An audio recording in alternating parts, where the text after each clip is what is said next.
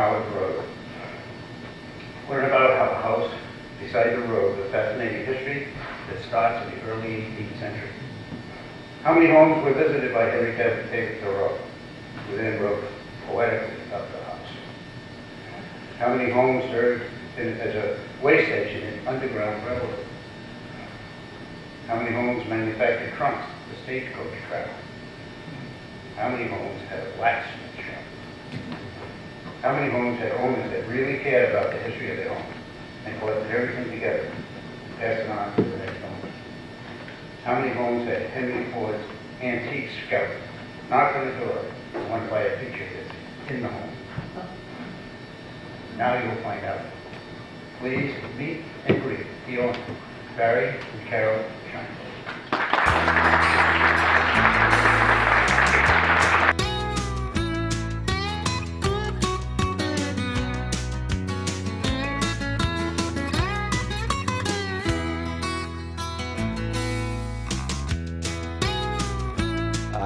Carol and I bought the Maynard farm, which is at 125 Powers Road in North Sudbury, in 1995. And I have a bachelor's degree in American history, and I have to say I sort of fell in love with the house, and so we bought it.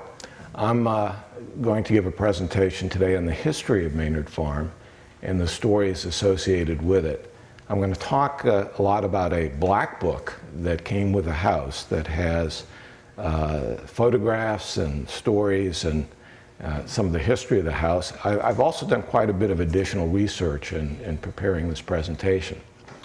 Now, the format for this is there are really 4 different parts of this talk. I'm going to start giving a virtual tour of the house. Then I'm going to talk about the origins of Maynard Farm, where the land came from when the house was built. Then I'm going to talk about Maynard Farm in the 19th century, what life was like, the stories around it regarding being part of the Underground Railroad, and what Thoreau had to say about it. And then I'm going to talk about Maynard Farm after the Maynards, which is mostly the 20th century. And I'm looking for people to participate, to ask questions. If they know information that I don't know or want to add or supplement, please do that. And what we're going to do after each part, we're going to open it up for questions and comments. And Lee will be going around with a microphone, and just raise your hand if you want to talk.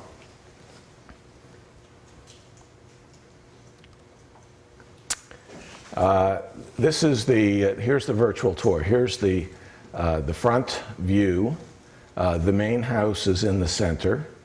On the left side, and this is facing south on Powers Road. On the left side is a sort of 1.5-story structure that was built in 1883.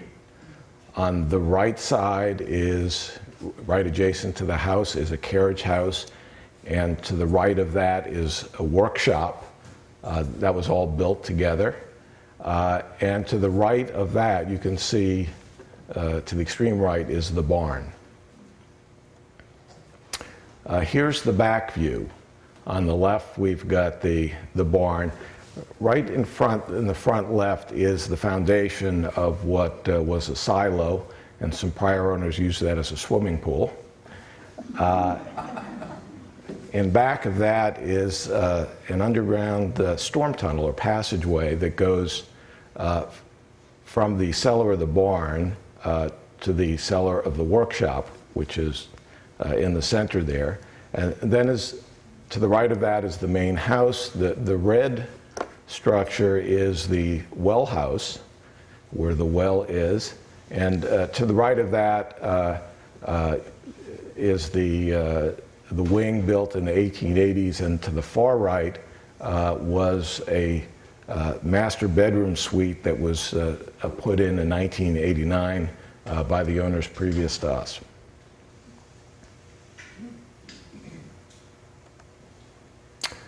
Okay, this is to get a sense of where we're located. We're in the extreme tip of North Sudbury, where on Powers Road. I try to keep the hand straight there. We're about 3/10 of a mile from the Concord border, and the farm was to the north and south of that where I'm pointing. Well, we call the house the revenge of the short people. We're all pretty short in our family, and the ceilings are 7 feet tall, and the door, the major door going into the kitchen, is all of 5 foot 10 inches in clearance. I'm a shade under 5'9". My friend Bob, who's here, is well over 6 feet, and he has to duck. Yeah, he's still rubbing his head. So, as I say, we come from a long line of short people. So, here's the old kitchen with the beehive oven. This dates back from 1834, and a period "Go Sox" sign. Okay, here's the living room with the slave hole. If you can see in the front, there's a hole with a plug, and that's what people refer to as the slave hole. This part of the house is the older part of the house. It's a Franklin front fireplace that was put in 1834. Here's another picture of the slave hole with the plug in. This is a downstairs room on the southeast side with some old wood paneling, and a number of people say that this probably is in the period from the sort of second quarter or so of the 18th century. And if you could also note the wide floorboards. Here's the other side of the same room. We have a sign there. When we bought the house, some friends of ours gave us a sign, "Shine Gold Farm." We decided to keep the Maynard farm sign outside and keep this one inside. We also had an artist who, you see to the right of that, who painted a picture of the house that's very nice. This is the well room out back, and you see there's a big contraption here. There's a bucket. There is a well underneath there. We capped that off. We had very young children when we moved in, and I think that was during the period where this little girl got stuck down the well, and for Emily's sake and our son's sake, we capped that off so that wouldn't happen to us. Here's a view on the other side looking out back. This is a granite sink that was formerly in the well room. My son found this out in the woods after we bought the house, and we had to wait 6 months until we had a good snow covering, and then took a couple of sleds and with this friend of mine put this on the sleds and took it back to the house, and we were able to do this, although I think his back never fully recovered. This is the carriage house to the right of the house. On the left, it's really hard to see, but it looks like someone burned in, built 1825. And on the right of that it looks like a number of farm and other implements and tools. You can note there's a door. There are a couple of doors here, but there's this door. It's located so that you could walk out of the kitchen door, and this area is covered, go into the workshop, then go down the stairs where there are some cauldrons. You can walk through the storm tunnel. All of that's covered into the cellar of the barn. That's a lot of work, so you won't get snowed upon or rained upon, but that's what these folks did. So here's the storm tunnel. It's between the workshop and the barn. This is actually looking at it from the barn. And when we moved there, it was heaving together and causing also the superstructure to fail. So we were able to straighten it out and and reconstructed part of the superstructure, so that still exists.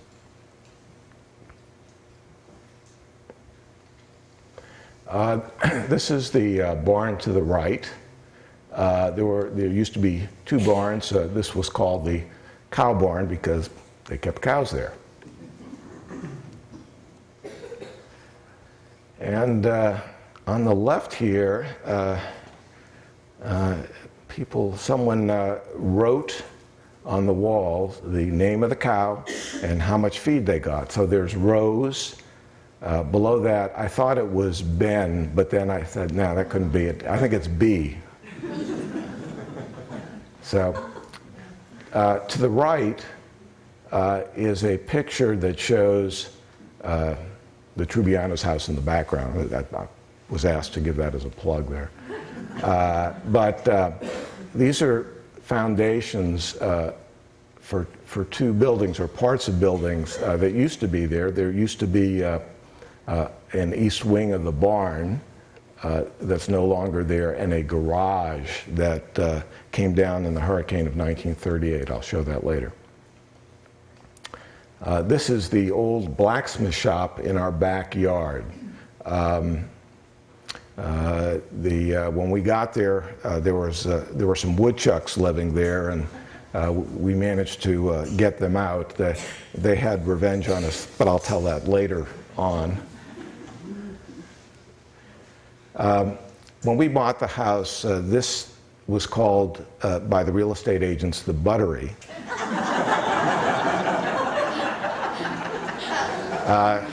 But it's a buttery that's a two-seater.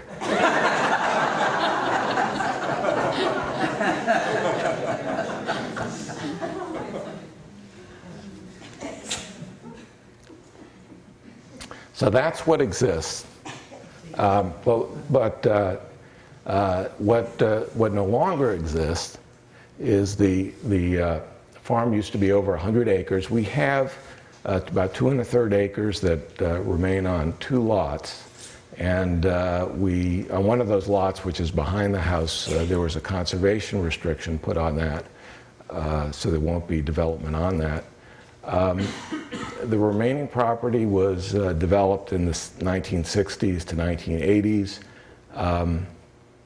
To the south of us, Cedar Creek Road, Willard Grant Road, Blacksmith Drive, Thoreau Way, that was all part of the farm. And to the north of us, Maynard Farm Road and Deer Pond Road and Maynard Farm Circle. And also part of Powers Road, which used to be called Old Marlborough Road. Now, the farm also extended back into Concord, of what is now part of Hunters Ridge Road in Concord, and although that may have been developed separately. There was also another barn across the street called the Horse Barn.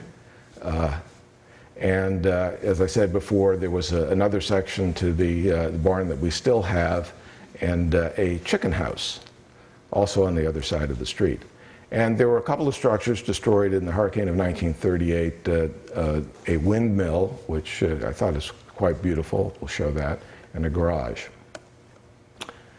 So, concluding this virtual tour, the house is really in 3 sections. We've got the main house, with 2 floors. We have the L to the left or west of the house, which was built in 1883, and we have a master bedroom suite in back of the L and greenhouse built in 1989.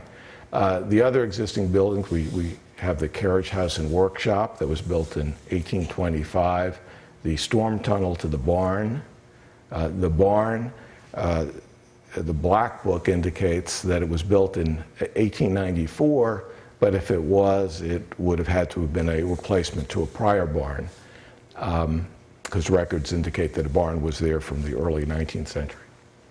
And the old blacksmith shop and the old outhouse. So that concludes the virtual tour, and open it up to questions or comments. Any questions? You mentioned the horse barn was across the street. Is that south of Powers, or is that to the east It's the east leg of Maynard Farm Road? it's to the southeast. With the Yeah, it's to the other side of the road and to the east. Trubiano, where the Trubianos? Yes, it's to the east of where their house is. The Yes. You mentioned that the Maynard property was over 100 acres. Yes. What did they do with it? Did they grow crops? Did they graze cattle? What did they do with it? Well, I'm going to go into that in some detail, but yes, they had cows, they had swine, they grew crops, they grew apples, they milled, they manufactured apparently suitcases, or what did they call them back then? Trunks, yes. Barry, what year was the main structure built? I know when the L's were built, but... Well, I'm going to go, that's the next part of my talk. And there's not, there's not a simple answer to that. So realizing that he's going to, is there a question about what he's already talked about? Thank you. All right. So, and Rosanna, this is, this part of the talk is when was the house built and by whom? And when and how was the house remodeled? And was there another smaller house that was earlier built on the property? These are the questions that I'm trying to get answers to. And what I've looked at, the information sources of the black book that came with the house. There's a survey, a Sudbury Historic House Survey that was done. I've had the house examined by an antique house specialist. I've looked at Sudbury town records. I've done, although I'm an amateur in this, I have gone to the Middlesex County Registry of Deeds to look at property deeds. I've looked at secondary sources, in the history of Sudbury and also Concord. I've looked at genealogical sources and maps. And this is detective work. As you'll see, there are varying opinions about this. And to me, this is very interesting stuff. Well, what do we know? Well, we know that in 1830 that Willard Maynard lived and owned the farm, and that's where it is. That's the current Powers Road.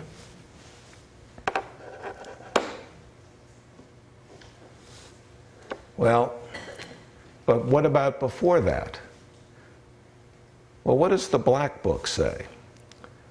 Well, the Black Book has a record from a writing from Estelle M. Jacobs of Sudbury Center.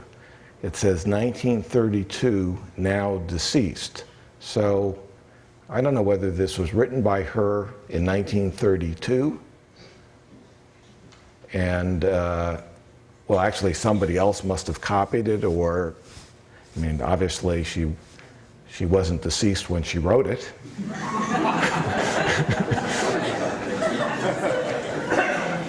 I think that's a deduction that's probably fairly safe. But what she said was the property was part of a grant to Major Simon Willard during the early colonial days, which included parts of Concord, practically all of South Acton, Maynard, and the section of North Sudbury in which the farm is located. And that Miriam Willard, who's Simon Willard's great-granddaughter, married Joseph Maynard in 1722, and the farm has been in the family since then. And she is a descendant of the Willards. And just to give it some context, was the last Maynard, as we'll discuss later, died in 1931, and they put the estate put the farm up for sale in 1932. So this may have been written with an eye to selling the property. But we don't know that, and if anybody knows anything about Estelle Jacobs, I haven't been able to find anything, that would be great to know. What she said was the house was twice remodeled, the last time in 1880, 18, the old central chimney was torn out and Franklin fronts placed in the fireplaces. She talked about a cheese room in the cellar where the central chimney had been, and she recalls a 1714 date and states that there were remnants of a foundation of an early one-room house that was found when they were digging for the windmill, which would probably be in the late 19th century. Well, then there's another memo or record from Ralph Morse of Stowe on Miss Jacobs' recollections. Well, he noted that the remodeling took place in 1834, not 1818, because the chimney in the attic is actually dated 1834. That the cheese room, which, by the way, is our current kitchen, is on the first floor, not the cellar. He said he wasn't able to locate the 1714 date, but the carriage house, as we've seen before, is dated 1825. He said the paneling in the room to the right of the entrance hall, which we've seen, is very similar to the antiquarian house in Concord, described as being in the period 1725 to 1750. And he concludes that it's reasonable to believe that the house may have been built in 1722 when Miriam Willard married Joseph Maynard. And the Grensenbergs, who lived in the house prior to us, also believe that the house was built in that period, in the early 1720s. Well, there's actually physical evidence for much of what's said here. This is the old roof line, and you see the weathered part of the ridge right there is weathered, and that's where the central chimney would have been.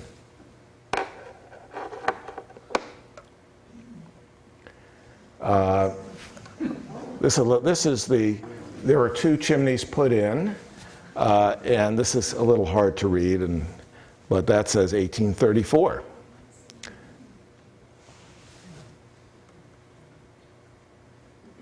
This shows that the roof was raised. It was originally a salt box with 2 floors up front and 1 floor in the back, and this shows that the roof was raised and to build a second set of rooms on the second floor.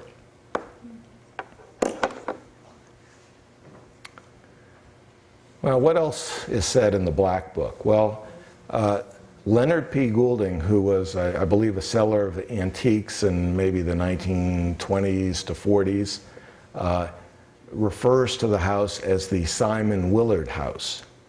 And he got a photo and a caption placed in Yankee magazine on the well room. And I think the rationale for calling it the Simon Willard House is that it may have been built by the great-granddaughter of Simon Willard and her husband. And he dates the well room to about 1750. June Gale, who wrote the book, Snow Twice Orphaned, Once Rescued, she bought the house from her husband-to-be in the 1940s, who had bought the house, the farm a few years before that. And she said the house was built in the early 1700s.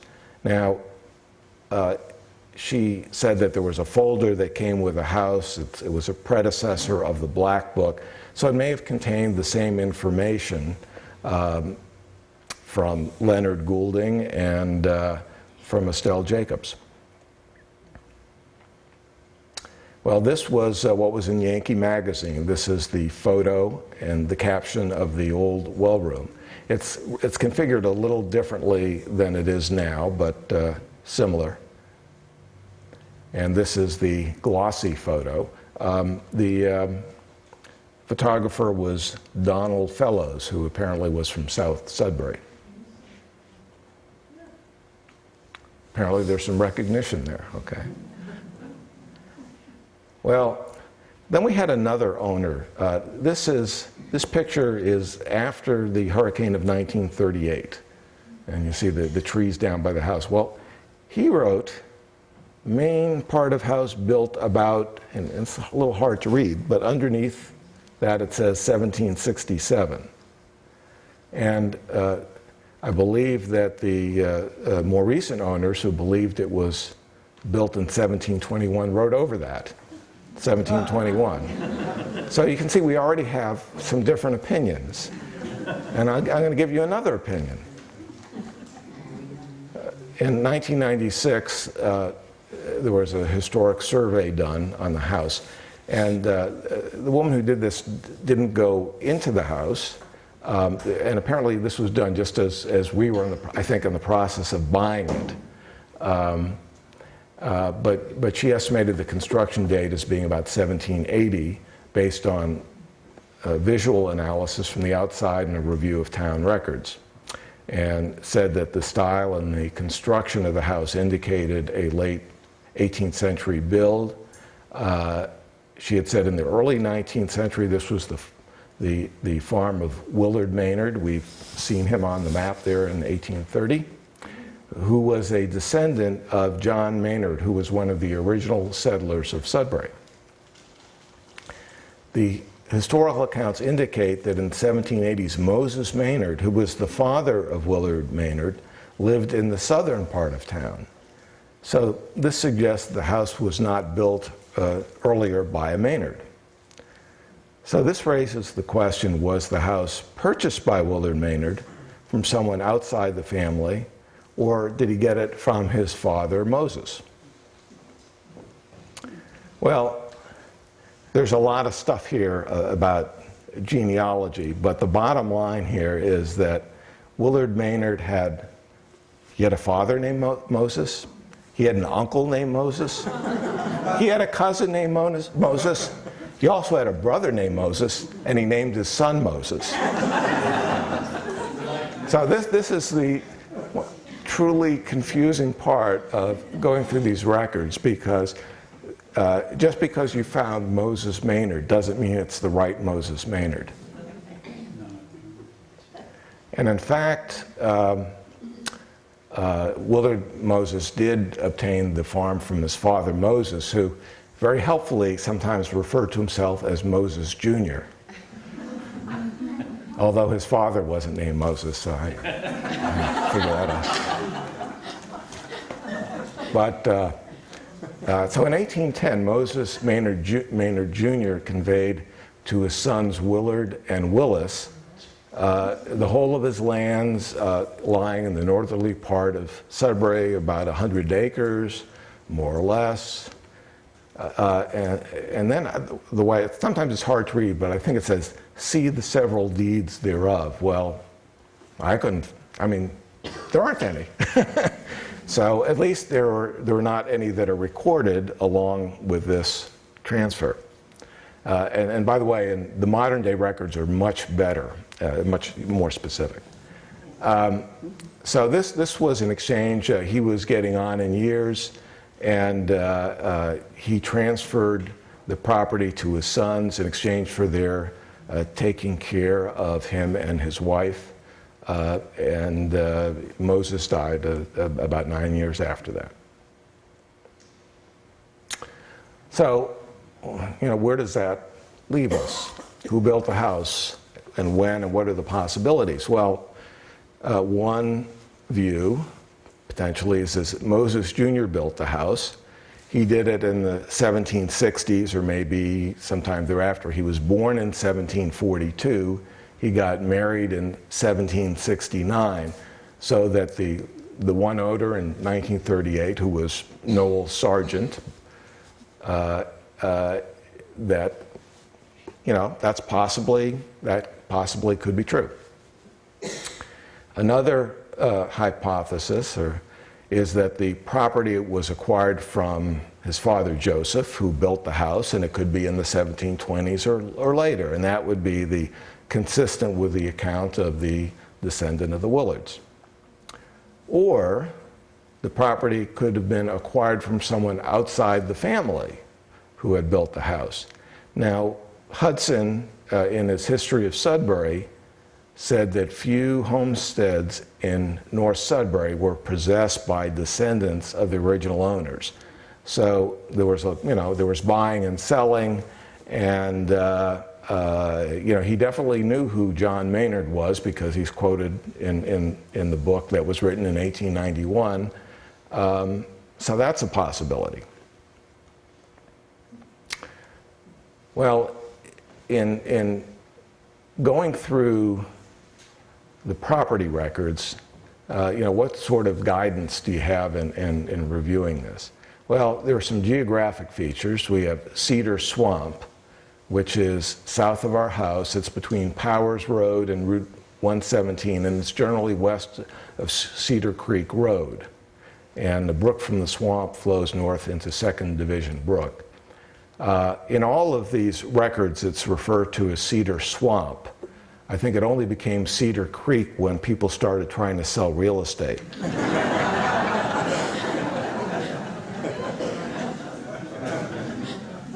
And the other feature is the Marlborough-Concord Road, now called Powers Road, and the Sudbury-Concord line, of which we're just 3/10 of a mile from.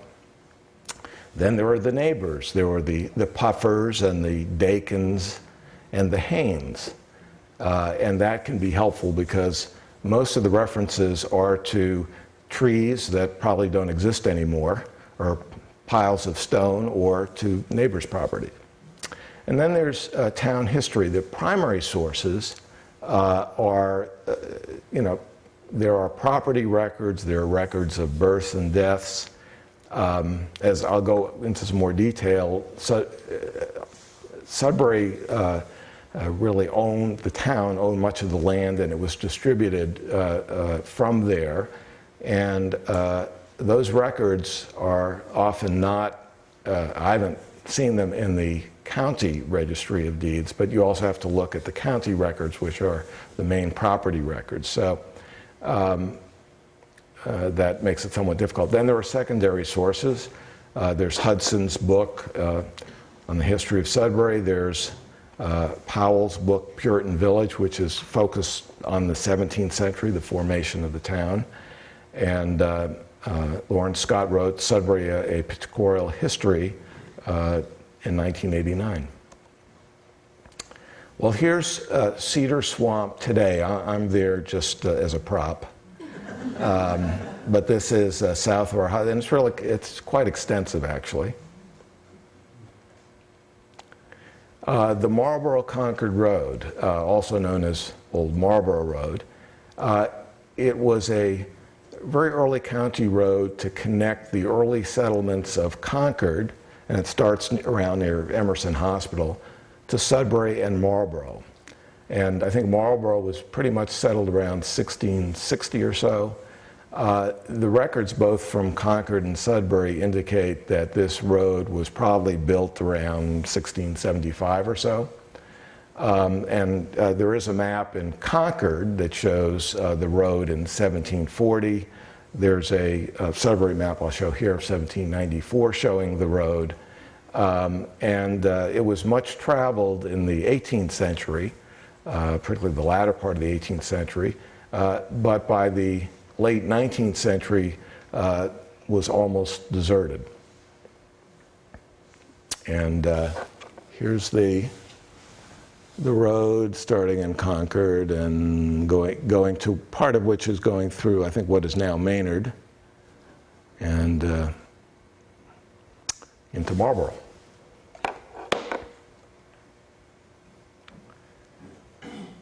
So the neighbors, well, the Puffers on property, it looked like to the west, southwest, and south of our house.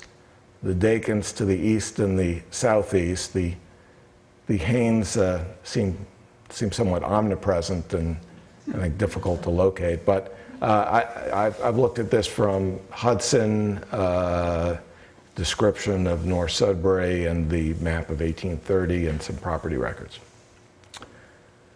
So what's the historical context? This is a big piece of this. Well, Sudbury was, I got this right, was incorporated in 1639. It includes what is now Wayland and Maynard. The land was divided among the original settlers with much common land and held by the town.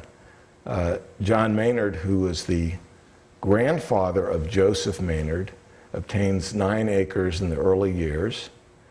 But that was relatively small compared to what others got, and more prominent members obtained much more land. In fact, this was a point of quite a bit of dispute within the community. And the town, after obtaining 2 miles of additional land west of what were then the current borders, and a lot of internal conflict, distributed this western land to 38 families in equal lots of 130 acres. They were going from the kind of the meritocracy approach to distributing land to a more egalitarian approach. So John Maynard got the 22nd lot in the northeastern section of what are called the New Grants, and the descendants of the original owners, called the proprietors of the common and undivided land, and also the New Grant land, they got together and basically decided how the land was to be distributed and managed, and they did this well into the 18th century. The notion of this being part of the Simon Willard grant, this was a grant of land that, actually there were several grants, but the southernmost part of it is mostly in South Acton, and it ended up going to the Ironworks farm, part of which was in Sudbury, and this is what I got from the Concord records. Now, in the Sudbury records, there's no mention of a Willard grant. And in fact, I'll have a map later that will show that with the exception of some very specific grants that the legislature gave to some individuals, the land in Sudbury really went to the town, and the town then distributed the land to individuals. Well, this sounds very biblical here, the land Moses obtained from Joseph. But they all had biblical names, and they all had the same names. So. But in 1759 and 1760, Joseph Maynard, who according to Mormon geological records had died 8 years before that, wonder on. That's kind of an interesting thing. Anyways, deeded the property to his 3 youngest sons, Aaron, Moses, who was the second youngest, that's our Moses Jr., by the way, and John, who is the youngest. And this land grant, and this is very, first of all, Aaron got 60 acres, in which, from the description, appears to be in North Sudbury, in, our neck of the woods. Moses, who is now 17 years old, gets 3 tracts of 67 acres. It may be in North Sudbury, but it's really unclear to me at this stage of the game. This is still a work in progress. John gets 3 tracts of 78 acres. It's not clear to me where they are, either in North Sudbury or maybe further to the west. And all the buildings that are on the land, and neither of the grants to Aaron or Moses talks about any buildings. Now, given that that's the case, does that suggest that there were no buildings on the lands granted to Moses? And does this suggest that Joseph did not live at what is now Maynard Farm? Well, where did Joseph get his land? Well, this gets even more confusing. Now, in 1720, and this part of it's relatively straightforward, he obtains from his father Zechariah, or Sometimes he's called Zachary, and by the way, Zachary is my son's name.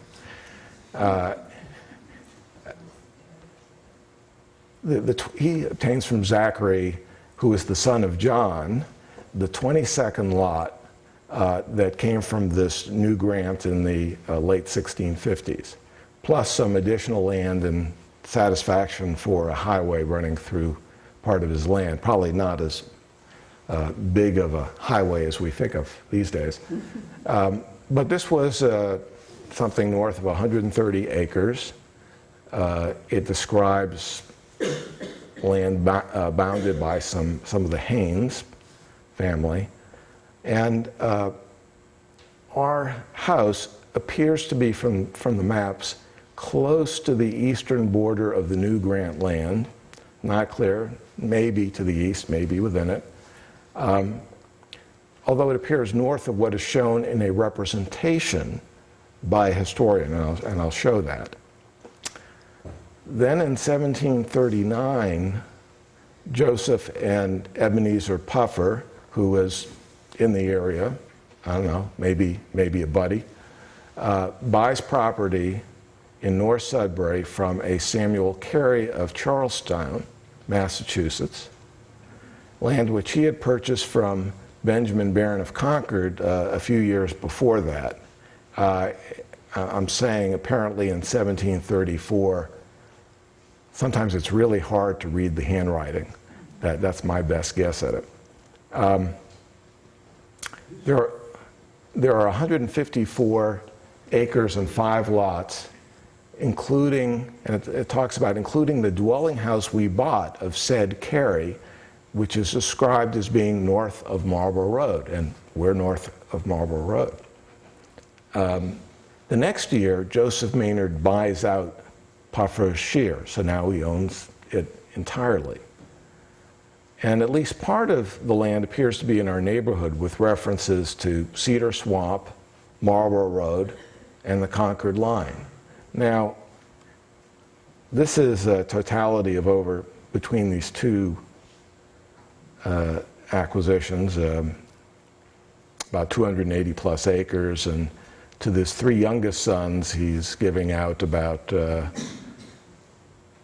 200 acres. Of course, he had some other sons as well. Here is a representation of the new grants. And here's John Maynard, and that grant went to his son Zachary. It went to his son Joseph, and that's where that's located. We would seem to be further north, not clear whether we're east or not, but this is a representation on the west showing the border. The new grant lands are to the west, others to the right. Here's Route 117. I believe this is Concord Road. We're north and to the west of that, so we're probably close to the border. I have a theory, and this is not based on fact, but if you look physically at where we're located here, the Assabet River, which used to be the border, doesn't go straight up. It goes northeast. And when they're laying out these squadrons, if they bent around to keep the same, they're supposed to be about a mile east to west, it would appear that they, if they're going to give the people in the northern part more or less equal share to people further south, that they would have bent around, in which case we probably would have been pretty clearly in the new grant land, but that's just speculation. So what can we deduce at this point in time from the property records? Well, there is a record that to me clearly shows that the house existed and was owned by Moses Maynard Jr. by 1782. Another transaction shows to me fairly clearly that Moses Maynard Jr. owned the land on which the house was built by 1767. But that's about, I think, as far as the information I've given you so far would allow you to conclude definitely. So what can be deduced from historical accounts, other information? Well, this is a map from 1708, well, sort of a map, and the left is the new grants. This shows houses at that time in Sudbury. And as you can see, I would say that if this represents any house in our neighborhood, it would be these 5 or 6 up there. So as you can see, this is not exactly where the action was, in terms of being a lot of people there. Well, Hudson, who wrote a history of the town, said that in 1790 there were about 30 houses in North Sudbury. As I mentioned before, he said few houses were owned by descendants of the original families. And he said that there are few old houses in the district.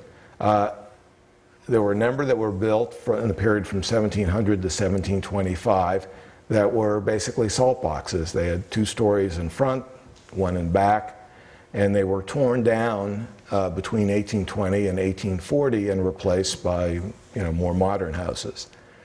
I think we could say that his description of early 18th century houses is roughly consistent with the original Maynard Farm salt box construction. Well, what can we conclude based on this research? Well, this is a work in progress. So there's one theory that the house was built by Moses Maynard Jr. In the 1760s, and one could say the evidence is consistent with that. The other theory that Joseph built a house in the 1720s or maybe afterwards, well, we don't have any specific evidence on that. The other theory is that Joseph bought the house. It was built earlier. Well, that's possible. And I think there's still more work needs to be done. And what seems confusing now may be clarified with more research. So I went out and retained Larry Sorley to do a physical inspection of the house. What could that tell us? He's an architect with expertise in antique houses. There were 3 major building campaigns on the main house prior to 1850. I mentioned before the original house. It had a central chimney and an integral single-story lean-to on the back side with 2 floors in front, commonly known as a salt box. The second story was added and the roof raised in the back or north side, and he dates that from about 1790 to 1820, and this is based on the 5-sided ridge beam that was now used after they raised the roof. It's only used during this period, and the original ridge beam had 4 sides. And as we said before, and the third part was they tore the central chimney down and the dual chimneys on either side were constructed in 1834. So to make a long story short, he believes the house was built in the early to mid 18th century, and there are parts of the house that seem to indicate an earlier construction. The low ceilings, the wainscot boards that you saw before in the first floor room in the southeast, the wide floorboards, and weather boards on the exterior rear of the house, and I'll show those. But the lack of gunstock posts suggests a mid to late 18th century construction. Gunstock posts, and this is where they, particularly on the second floor, they flare out. were standard through the third quarter of the 18th century. The Buttrick House in Concord has straight posts, and that was built in 1760, and as I understand, that's somewhat unusual. And another unusual thing is in the book Snow, it refers to the house having gunstock posts. That would have been in the 1940s, but either that's just incorrect, because the book was, I'm sure, written many years later. The other possibility is that the subsequent owners would have shaved them off, but I think that would be very inconsistent with the way the house has been treated, and I don't see any evidence for that. So that's, and then there are some other features that are unusual in the house. The beams in the attic go longitudinal rather than transverse, or in this case east to west rather than north-south. And while this is common in Connecticut and Worcester County, it's unusual in Middlesex County. Another unusual feature is the rafters are tenon into the ridge beam mortises. Is Larry here? Okay, he can describe this a lot better than I can. Basically what he concludes, if there are other houses in the area of known construction dates with these features, and you can find them, that the house could be more accurately dated. So here are some of these features. This is the original roof ridge, and you can see the holes there where the other rafters were inserted. This shows some more detail on the roof framing. On the left are the weather boards, and they're wider than the clapboards that we see on other parts of the house. These are two different pictures, by the way. On the right is the posts that are not flared at the top, so they're not gunstock posts. Well, what can we conclude? Well, it seems to me that it's probably, but more information is needed to conclude that the house was built in the 1860s by Moses Maynard Jr. It might have been purchased, it might have been built in the family earlier, but the additional work that could be done to get a better sense of this, or more research in deeds and probate records, the town records, especially the proprietor's records, comparing it to older houses, and use of a metal detector to determine whether a one-room house had been built at the site of the old windmill. So with that, Rosanna, you can see why I didn't have a simple answer to your question. Excuse me, the house and occupants, were they ever involved in the abolition movement? And question twofold, you or your spouse use the old-fashioned brick ovens that they still have in the house? Well, let me, I'll have my wife answer the question about the brick ovens. Oh, when we first moved into the house, our intent was to try and use them. It's in the kitchen, it's right next to the big fireplace in the kitchen, but the chimney to that fireplace is not in good repair and would cost another $10,000 to repair. So in order for us to use those ovens next to the chimney, we would have to have that repaired. So that's on the list, but it hasn't happened. We're taking donations afterwards.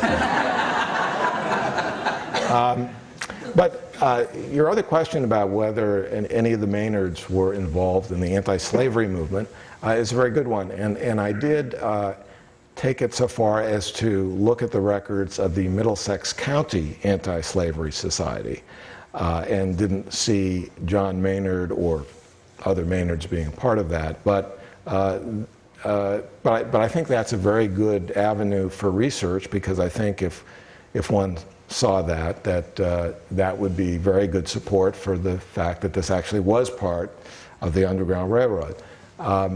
The second thing is that John Adams, Maynard, who lived there during the time, later kept a diary. He's quoted in historical records. He was, as we will see later, may have been involved in the temperance movement, and he may have been the type of person who might have done that, who might have been involved in the anti-slavery movement, but that's something that I haven't found anything on. Thank you. My question is pretty simple. The Maynards here, how do they relate to the Maynards of the town Maynard? Right. Well, the Amory Maynard was basically the founder of Maynard, and he is descended from some members of the Maynard family who moved to Marlborough, as I understand it. I haven't looked at that in detail.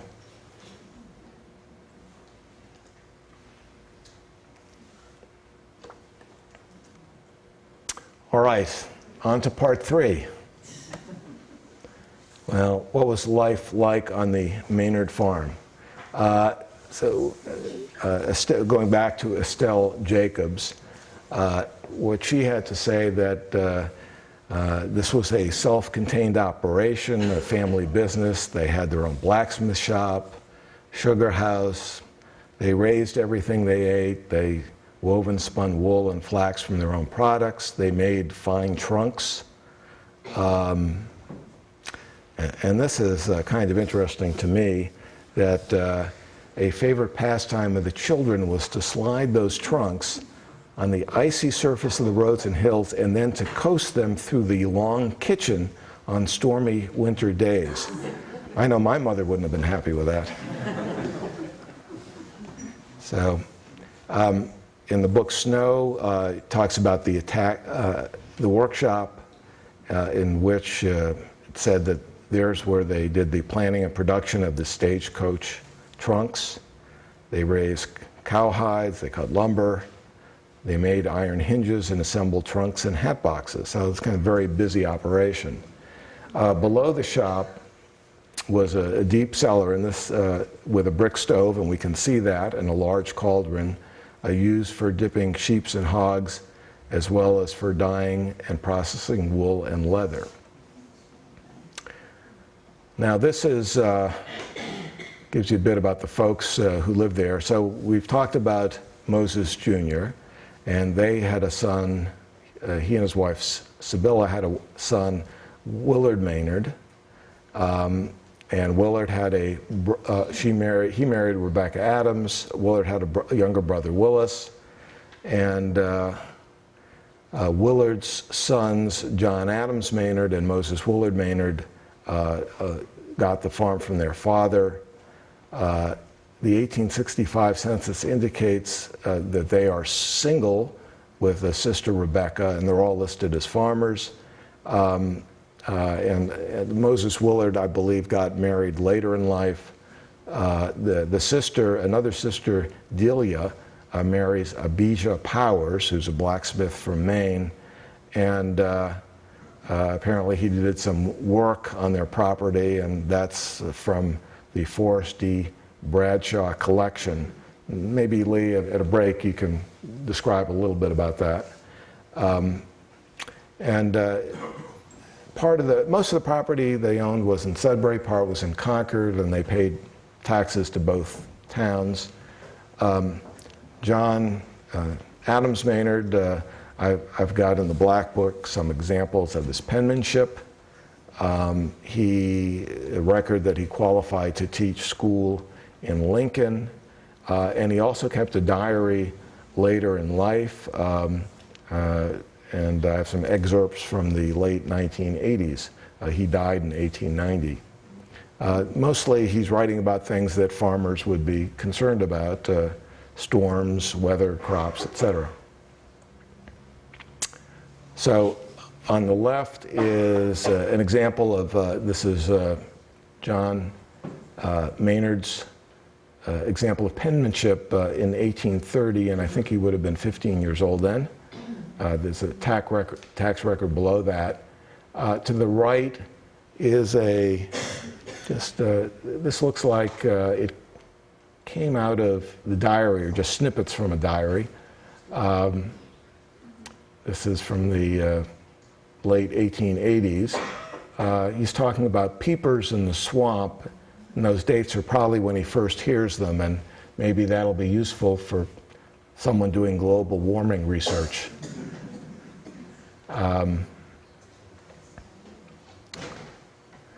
Well, he, in his farming, and this is, if you live around Cedar Creek Road or Willard Grant Road, around there he found a stone axe, part of a tomahawk, a gouged chisel, a flaying knife, and other strange things. He also found about 400 arrowheads, about half of them broken, and he plowed over collections of paving stones that he supposed were hearthstones of Indian wigwams. So there's evidence that Native Americans lived in the area from an early state, and he got that. Now I haven't seen any Indian arrowheads around, but this was from Hudson's book. Well, he did have a lot to say about people's drinking practices, and basically what he had to say was that, particularly in the north side of town, and this is going back into the 18th century, that the common drink was hard apple cider, and people drank this stuff indiscriminately. He referred to it as a change for the better when people limited themselves to three glasses of rum a day. That was an improvement. What I haven't, and then he talks go back in the 18th century, and they had large families, and they did, and you know, people would use hundreds of gallons of cider yearly, and you had it on the table and the sideboard, and basically people would go into the cellar to drink from the tap. And when anyone came by, he said it was common to serve the hard apple cider with the apology that if it was very sour, as it sometimes it was in the spring, it is pretty hard, to which custom required the response, it's harder where there is none. An assertion that he said that often had more politeness than truth. And he went on to say that many men and some women were pretty much intoxicated week after week, and what I didn't want to put here was what he had to say about the effect on offspring. Basically, he thought that kids were much smarter these days than they were in the past because their parents were not drunk all the time. I don't know whether there was a genetic connection there. Didn't seem to make sense, but that's what he thought. So another thing that we had in North Sudbury was taverns, and there were a number of them. The main one was just south on Route 117 of where we are. And the railroads, I think this was in towards the middle 19th century. He said one of the benefits of railroads has been the discontinuance of the old country and village taverns. They offered good accommodations, but really they made their money off liquor. And basically, they served people day and night and as much as they wanted, no matter how furiously drunk they were. It may not have changed a whole lot. Well, let's kind of move on to the Underground Railroad. The Black Book has a slave hole in the living room. What it is a square soapstone block with a round hole in the center with a wooden plug. and there are sliding metal bars below that, on the kind of what's the below the floor, to support the plug. I found them. Pardon? I found them. You did? Okay. Good. So do you want to explain that? I don't remember. I was just playing with it and I found the sliding bars to hold the... There you go. This is my daughter Emily. She's between Emily and Zach. Zach was the one who found the old granite sink in the woods, and Emily found the metal things holding up the plug. I found the copper pipings too. Okay, there were more things that we found. So what Snow had to say in the book was that food had been handed down through this hole to escaping slaves, as this had been a station of the Underground Railroad used by abolitionists to help Negro slaves escape to northern states and Canada. I'd also heard a story that a Bible stand was placed on top of the slave hole to deter anyone's suspicions. And what is documented that there were stations in Sudbury, that Israel Howe Brown of South Sudbury had used a barn and a special wagon with a false bottom to hide and transport escaping slaves. And Maxine Yarborough described Maynard Farm in a 2000 paper on the Underground Railroad in Sudbury. To the left is the picture of the slave hole, and you can see the metal bars underneath. To the right, this was a newspaper article, looks like from the early 1960s. It said that this house is said to have once had an underground passageway from the house to a shed nearby to hide runaway slaves. Well, just on that point, there is an underground storm tunnel, and there is a cellar below the workshop, and there's a cellar underneath the main house. But I haven't been able to find anything connecting the two. Now, there were sheds out back, and you'll see some pictures later on, and it's possible there could be some crawl space to get to those sheds, but I haven't seen that. And I asked Larry Sorley what he thought, from a physical standpoint, this slave hole was. He said it's a stovepipe insulation collar.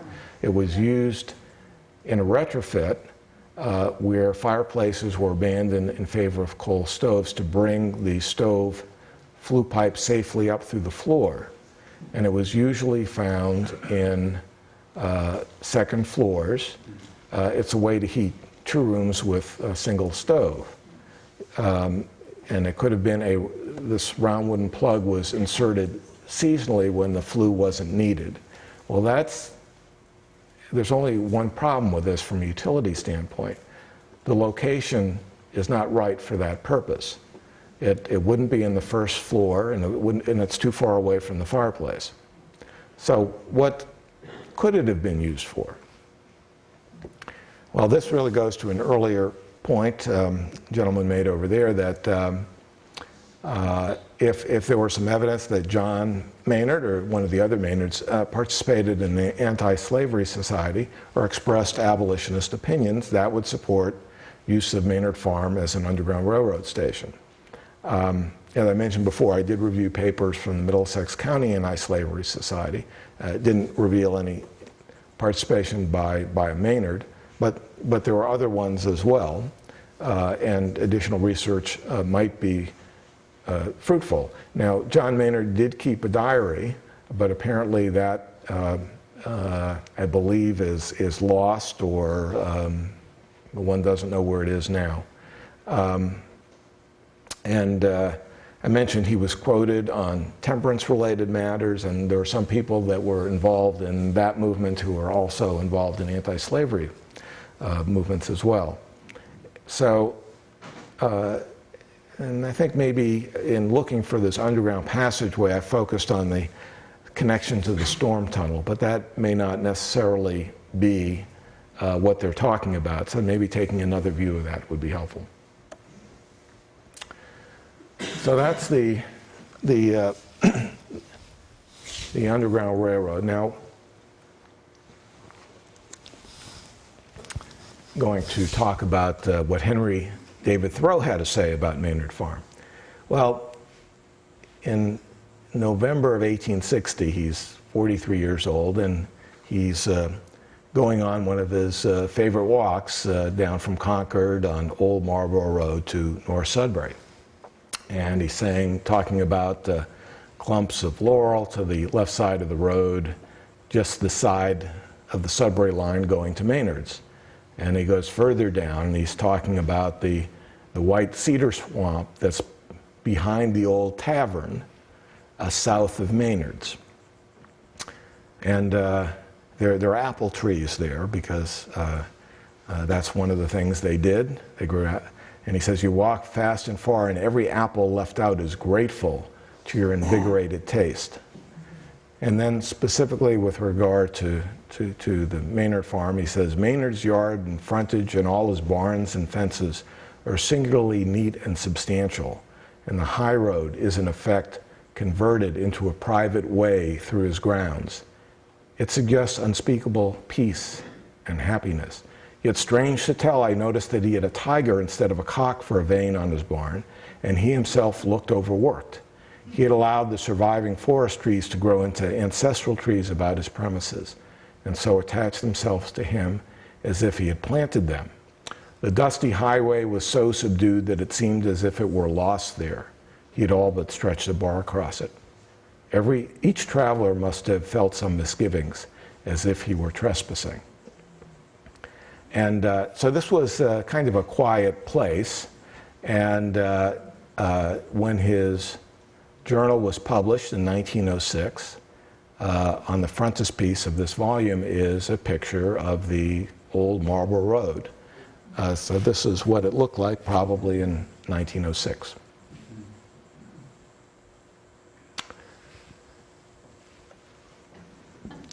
So about 10 years before this, Thoreau had gone on another walk on the old Marlborough Road, and he got so enthusiastic that he wrote a poem about it, and my wife Carol is going to read it. When the spring stirs my blood with the instinct to travel, I can get enough gravel on the old Marlborough Road. If you'll leave your abode with your fancy unfurled, you may go round the world by the old Marlborough Road. Nobody repairs it, for nobody wears it. It is a living way, as the Christians say. What is it? What is it but a direction out there and the bare possibility of going somewhere? Great guide boards of stone, but travelers none. It is worth going there to see where you might be. Well, thank you. So there was not much happening. This was again, was the major thoroughfare between Concord and Marlborough at one point, but it was really Dullsville by then, even then. And so that's what Thoreau had to say about it. But obviously, if you're Henry David Thoreau and you love nature, then this was really a really good walk. And so he went on it repeatedly. Well, Thoreau did have some comments about the neighboring townspeople of Sudbury. He said in 1850, he met the selectmen of Sudbury, and it's very interesting. He didn't want to give their names in public. It was blank and blank. Well, you'll see why it's blank and blank. He said, I trust the towns will remember that they are supposed to be fairly represented by their select men. The inhabitants of Sudbury, he went on, are farmers almost exclusively, exceedingly rough and countrified, and more illiterate than usual, very tenacious of their rights and dignities, and difficult to deal with. Well, that was the Concord view.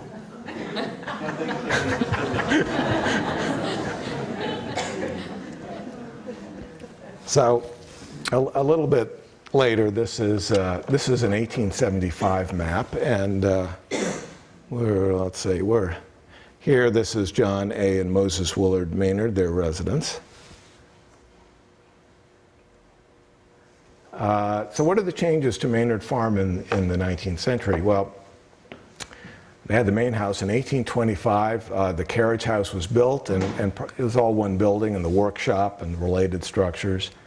Maybe the storm tunnel, maybe the barn. As said before, they had a major house renovation in 1834. We have some records of insurance policies from 1849 and 50. And even at that time, they had a couple of barns. They had cattle and swine. They had hay and grains. They had carriages. They had farming tools.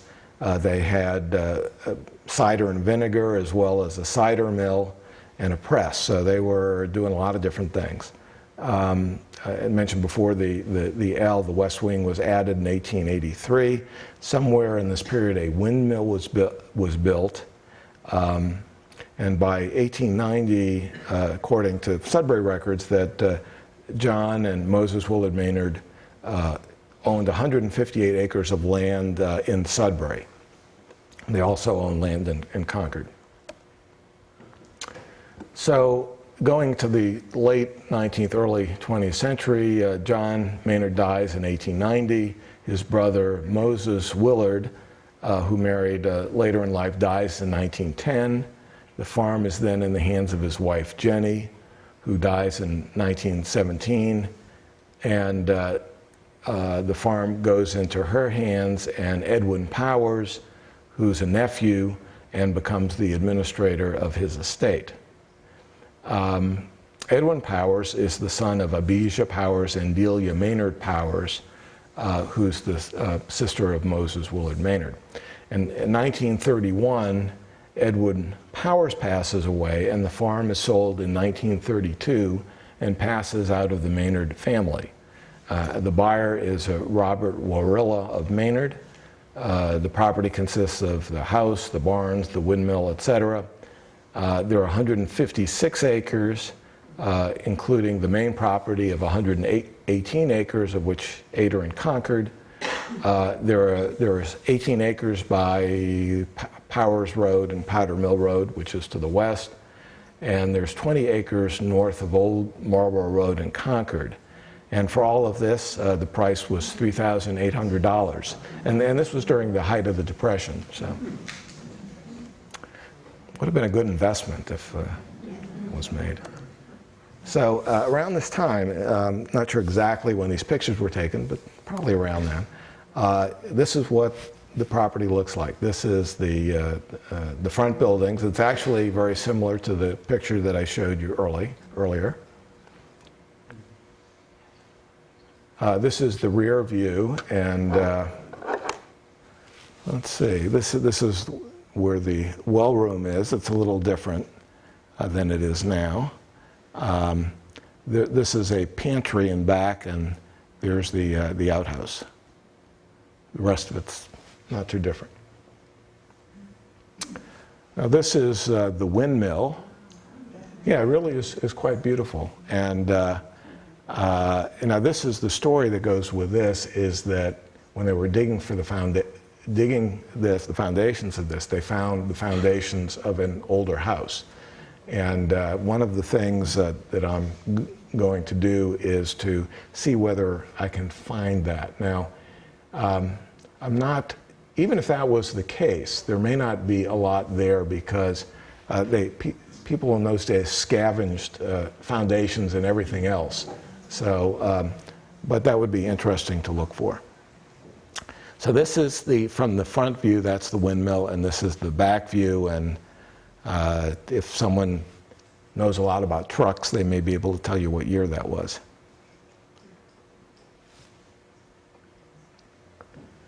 Okay, this is the former garage, and that's the east wing of the barn.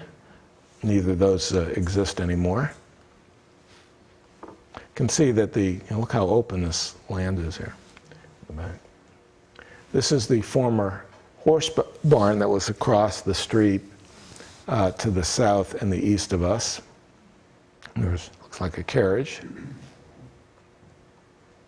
This is the chicken house, and this is looking, also it's in the same area, but it's looking back. You can see the windmill and the workshop in the background. Okay, this is the survey that was done when the main property was sold in 1932. And this is what's now Powers Road.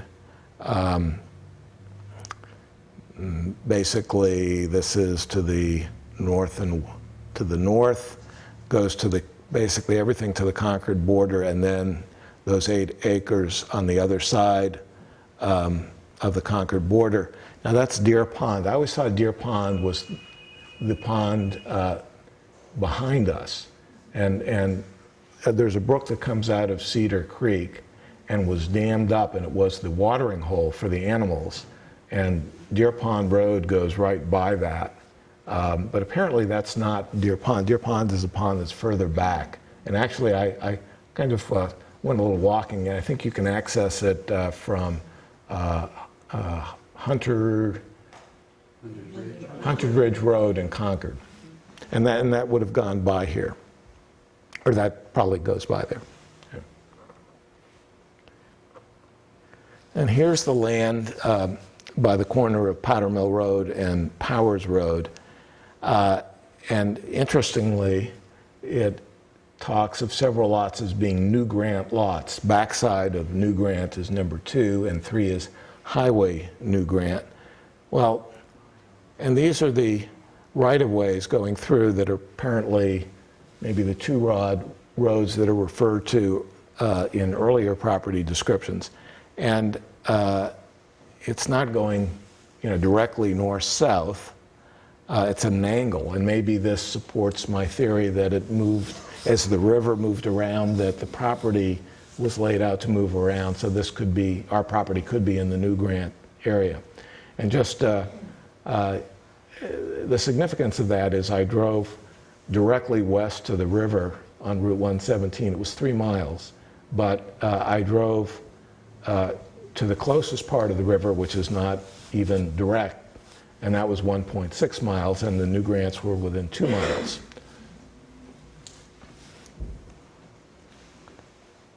There's also a swamp lot there in the bottom.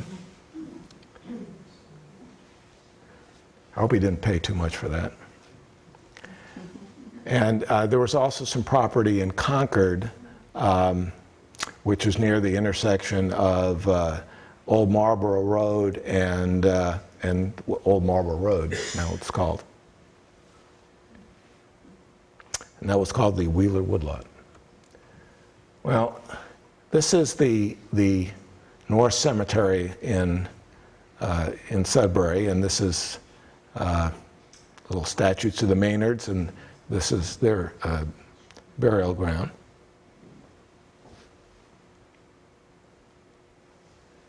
Well, what happened to the Maynards? Well, John and Moses apparently were childless, the best as I can determine, and from the 17th century, there were a lot of Maynards in Sudbury, but they kept moving out. They were instrumental in the founding of Marlborough. Some went to Framingham, some went to Rutland, all in Massachusetts, and others went to New Hampshire, Georgia, and just all over. And some of the notable Maynards, John Maynard, who was an original settler in Sudbury, was also a petitioner for Marlborough. He was one of the he was part of a dissident group that wanted to have more egalitarian treatment of people, and that group went off and formed Marlborough. And it really had to do not just treatment of people, but how land is distributed. Amory Maynard, founder of the town of Maynard, descended from the Marlborough Maynards, as I understand it. And then there was Moses Maynard, who married Tabitha Moore, not our Moses Maynard, said in 1836 to be the largest man ever in Rutland, weighing 451 pounds. I think that's quite an achievement. And then we have Maynard G. Krebs, who starred on the Dobie Gillis show. If anyone wants to volunteer to research that, let me know. And I have questions or comments. Question? I just want to say something. I'm not Thoreau, but I just wanted to say that when Thoreau talked about his walk, I've lived in your neighborhood now 22 years. Yeah. And first I was on Willard Grant. Then I loved it so much I moved 4 houses down. I'm on Blacksmith. And I had walked by your house, and so your talk has really enriched my life. But I have walked by his house for the past 22 years. And something that wasn't mentioned, even though you mentioned the ton, and I invite people to do this because Carol, his wife, is an amazing landscaper. They have, and I grew up in Europe, they have one of the most beautiful trees in their front yard, which is the kind that probably would take 3 people at least to hug. And if you can picture the front of their house, that tree is like a parasol that gives that whole house shade, and it's just gorgeous. And is that in one of the Carol pictures? does an amazing job at landscaping, and in the spring she has beautiful plants and all that. And so beside the whole history and everything, you just need to walk that street, and at all times, and especially when you have a lot of snow, you know, you get that sense of a tunnel of snow. It's just a gorgeous area of town. I just wanted to mention. And it's probably not the way. And you just can't see that from that picture. Yeah, it's a huge tree. It's just gorgeous. And you're right. Maybe it's one of these things that you live with it and you just notice it. Where do you see that? Yeah, definitely it is a beautiful tree, and I don't know much about trees, but we have in the older pictures. This is a huge tree. It's an enormous tree. You should find out how old that tree is. Well, I have pictures of it. It's not too far from where the windmill was, and it wasn't a big tree in those days. So it must be a very fast-growing tree. Now we have, now that you mention it, some English walnut trees that are about 200 years old, and they're very interesting, and that's an oversight. I was thinking about that. I don't think I've got pictures of those. Thank you. So I'm now going to talk about Maynard Farm after the Maynards. And in the 1930s and the 1940s, the farm was bought and sold several times. I mentioned that Robert Warilla bought it in 1932, and in 1936 he sold the farm to Noel and Marjorie Sargent, who were from Long Island.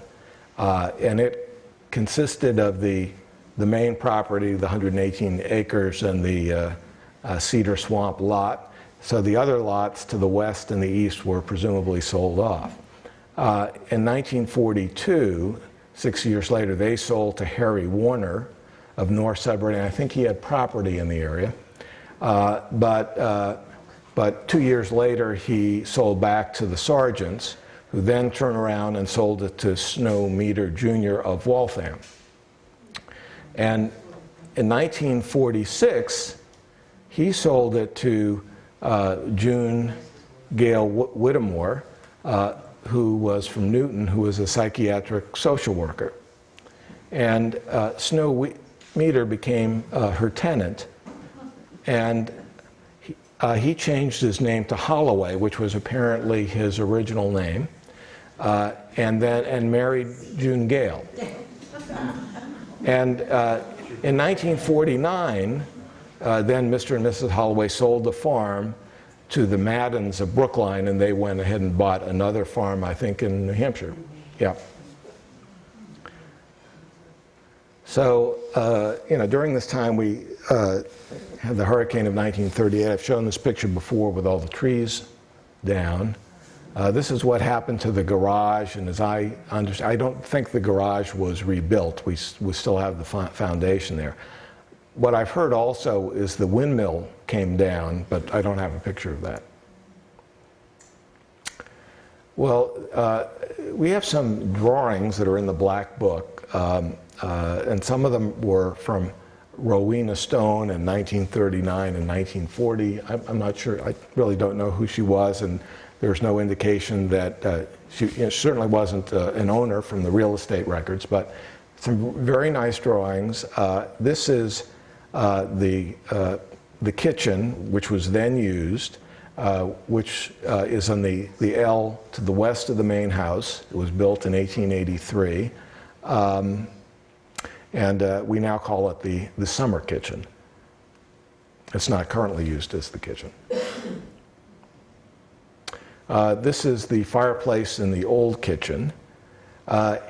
Actually, I've counted, in the history of this house, there have been 4 separate kitchens. This is number 2. This is a really nice picture. This is from the book Snow in the 1940s. And when they lived there, either referred to it as Snow's Farm or the Well House Farm, after the well house. And this is looking looking north. It looks like it's from the Cedar Creek Road, sort of. Yep, it's from that angle. So there's the house. There's the what we call it's called the cow barn. Here's the horse barn on the other side across the street. You see all the stone walls and the fields.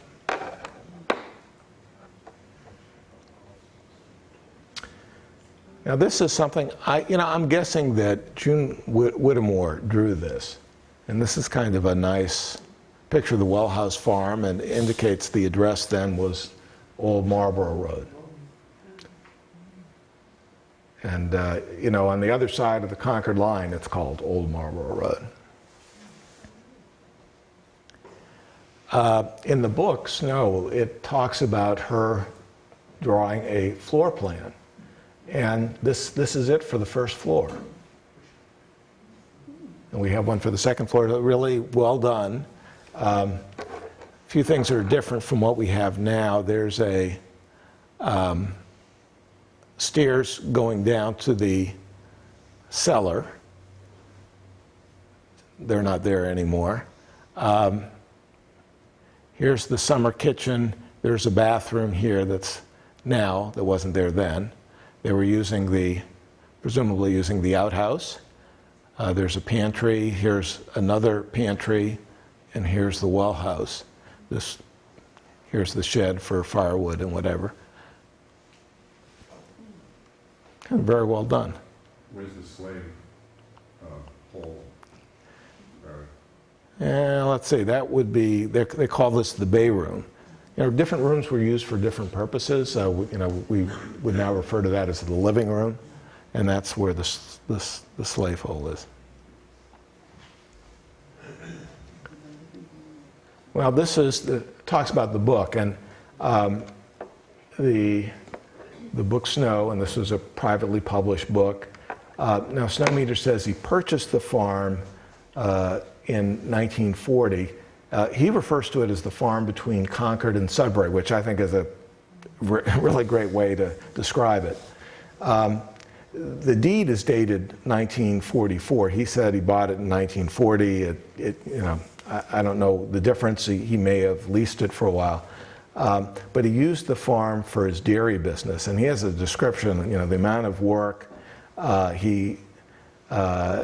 Before he actually started living there, he went out from Waltham to Sudbury to feed and milk the cows, put them out to pasture. He went back to Waltham to have the milk processed, to load his truck, ice off the milk, and then he did his route, delivering the milk and collecting money.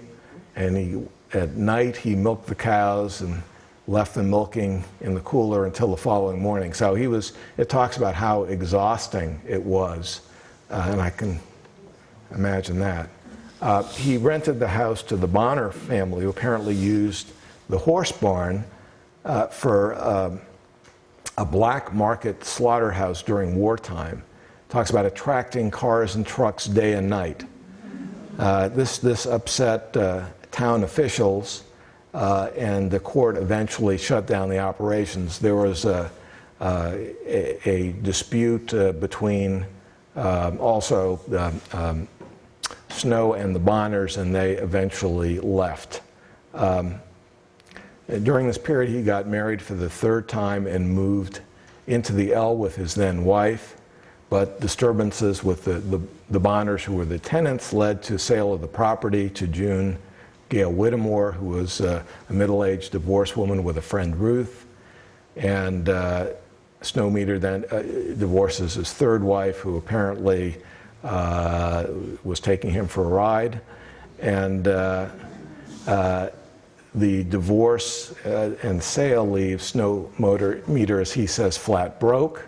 He's allowed to stay as a caretaker, and the two couples were taken in as boarders, including June Gale's daughter and son-in-law. So that's quite a story. And this is a picture of him during this period, which is nice to have a picture of the owners. I think this is the only one we have. And, from the book, some really interesting things. It turned out that, he wrote that Henry Ford had wanted the well for his Dearborn Museum, and his agent failed in the quest, and it's, I don't know whether the owner wanted to sell or what the story is. And he says, for it made this farm a museum in its own right. And I remember after I moved there and been there for a while, I thought I was living in a museum. And that's how it felt, although one gets more comfortable with it after you've been there for 13 years. I described the blacksmith shop in the back because it was, we had at that time things that we do not have now. Talked about it held a pair of 6-foot leather bellows still in usable state. A complex series of wooden levers made it possible to pump air into the bottom of the fire pit in the forge. Ox shoes were made here, and here the original homesteaders' first field animals were shod with the necessary twin shoes. So that would have been really neat to see, because basically you had what was necessary for an operating blacksmith shop. About 8 years ago, and it was really raining heavily, we had a visit from Heidi Hansen Cadman, her mother and Aunt Harriet, and subsequently got a really just lovely letter. And Heidi is the daughter, she's here, of Clifford Leonard Hansen, who was a nephew of Snow, who lived and worked on the farm as a boy. And her letter talks about how hard the work was. And subsequently, she sent us excerpts of Snow, and then we bought the book.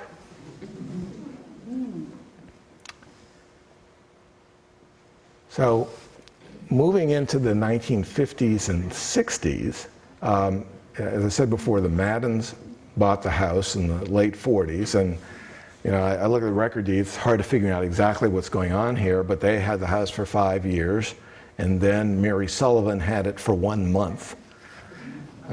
And then she sold to the Merrills, who, the prior owners called it Wellhouse Farm after the Maynards. They apparently changed the name to Stone Leah after the stone walls and meadows. By the way, we've totally resisted calling it Shine Gold Farm. Although we do have a plan. I'll share it with you. I wonder if we can turn this off.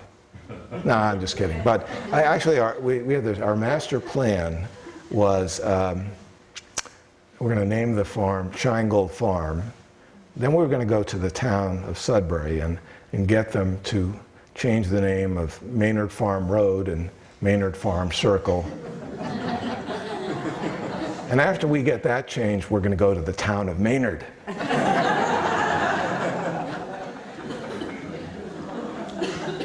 But maybe not. Anyway, going back, some real excitement was, we have in our book, I didn't show the pictures here, but In the mid-50s, they installed the septic tank plus a cesspool, and to me that suggests that the outhouse was getting less use.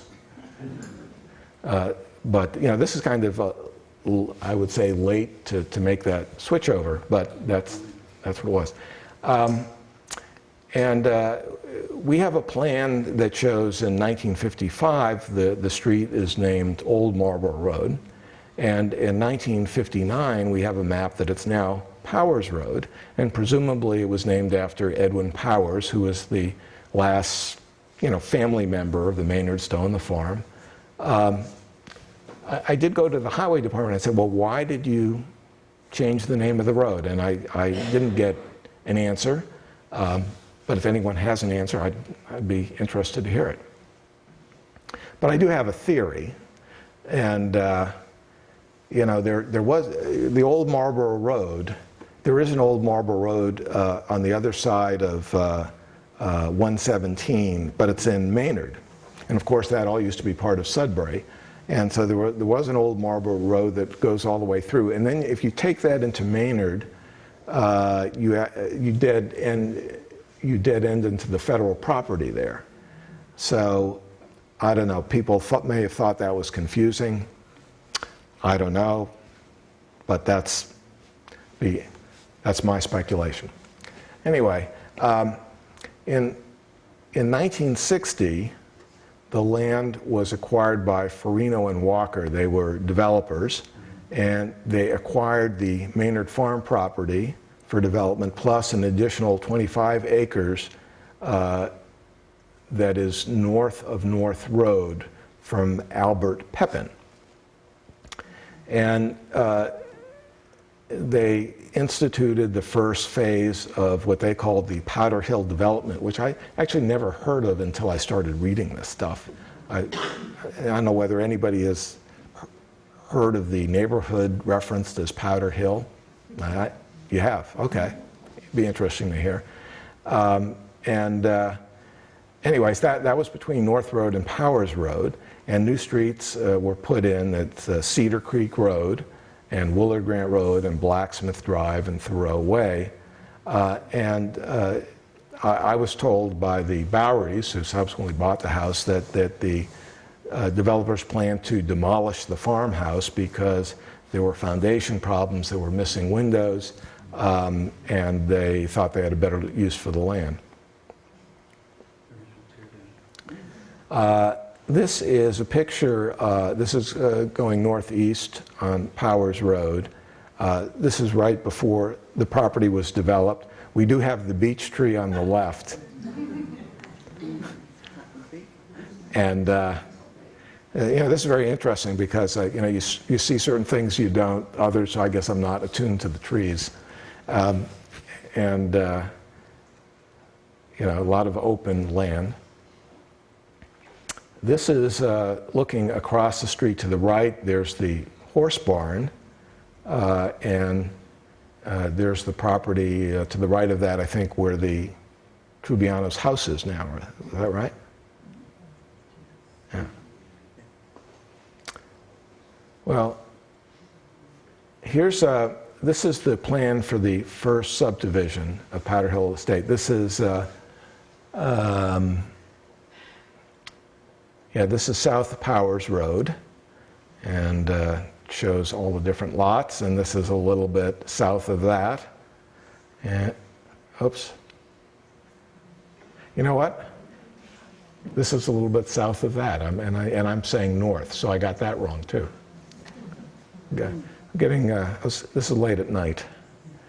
All right, so Maynard Farm, the 1960s to the present. We have, in 1961, Donald and Jane Bowery acquired the house and 3+ acres, and they did a really great job of restoring the house. They added a bathroom, they added a bay window and a picture window.